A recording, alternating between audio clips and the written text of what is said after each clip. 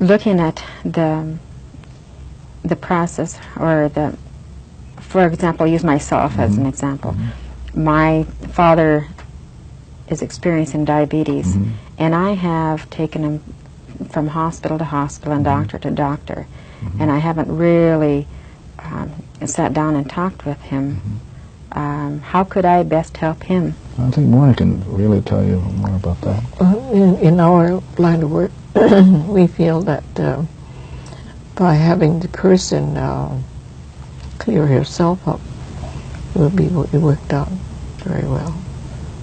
So the problem basically is not a physical problem. The physical problem is only the symptoms of the effects. What we deal with is the cause, which are the, in the subconscious, the hurts and the pains that generate that illness. That means then, instead of dealing with the symptoms like dieting and all that, those techniques, what the divinity says, we got to go to the cause. That once we erase the hurts and the pains of whatever is in the computer that causes that disease, then it'll lift. My father is diabetic, and so I've had an opportunity to ask the divinity what I needed to do, and I have to clean up my relationship with him. And as I clean my relationship with him, my father gets better. In the process of the way we've developed as a race, and considering the past, with the missionary presence, and this happened all over the world, not just in Alaska, or the introduction of foreign values, do you find it difficult sharing some information, like with your father, if he's put into himself some of the reflections of those different aspects? Yeah, I don't have, fortunately, I don't have to deal with that, because all I do is talk to the divinity. I don't need to talk to my father. So it's not necessarily to involve him. No, so directly. I ask the divinity, what is it that, since I'm concerned, that means that I have a tie with my father. As I let my father go, the divinity can do his work. So it's just between me and the divinity. It's not between me and my father. It's because only the divinity can release me. So if I talk to my father, he can't release me. I can't. So if I talk to the divinity can release me. So that's basically what we do. Just between, like Morrnah said, between man and the divinity is our process, not man to man. In the process of looking around and searching for answers to some of the problems that exist today, whether it's alcoholism or suicide or depression, a lot of self-help groups have been developed. And I have gone to some meetings and listened just to how these groups function.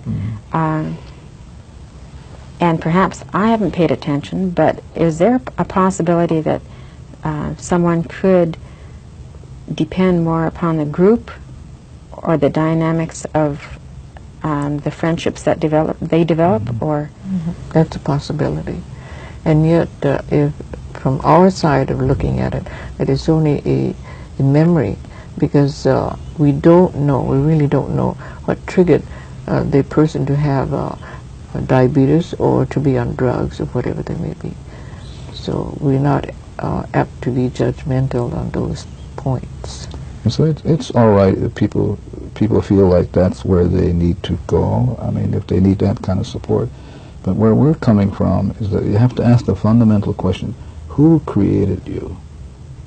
And if God created you, then if there is a flaw someplace, then it's only to go back to the Creator who can correct the flaw. So this process doesn't require you being with another person, but your willingness to be with the divinity and asking the divinity, can you tell me what errors that I committed that I can be released from, so this disease, blindness, or whatever problems you have to be, whether it's a relationship can go. It's just you and the divinity. So it really centralizes rather than teaches us to look to other sources of healing, or which is really neat, because then you don't have to wait for somebody else to do their stuff. You can just begin it on yourself, you know. And I think people have a tendency to feel that the other person is wrong, but actually we started with ourselves and our opinions and in looking at a situation of the other person or a plant or a thing, a machine or whatever it is. The difference with our concept is that we work on people, on trees, on animals, on plants, sand, rocks, and whatnot. Because in every one of those are God's manifestations, and they do have the three selves.